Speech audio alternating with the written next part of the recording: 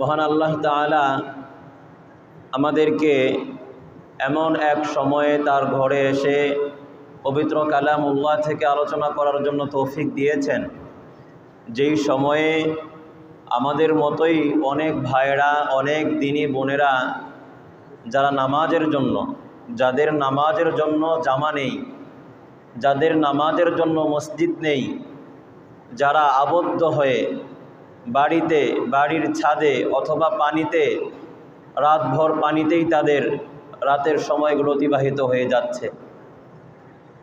দিনভর বৃষ্টিতে ছাদের উপর তাদের সময়গুলো অতিবাহিত হয়ে যাচ্ছে।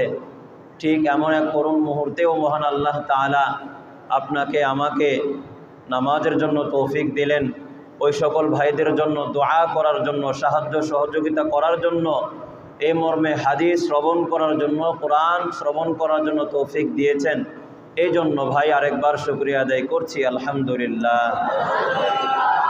সাথে সাথে আমরা দোয়া করছি আমাদের যে সকল দিনী ভাইরা, দিনী বোনেরা, সব ধরনের ধর্ম বর্ণ নির্বিশেষে যারাই ক্ষতিগ্রস্ত হয়ে আছেন, যারা আবদ্ধ হয়ে আছেন, জলাবদ্ধ হয়ে আছেন, মহান আল্লাহ তাআলা সকলকে সব ধরনের বালা মুসিবত থেকে অতি দ্রুত হেফাজত করে দিক, সকলেই বলি আমিন।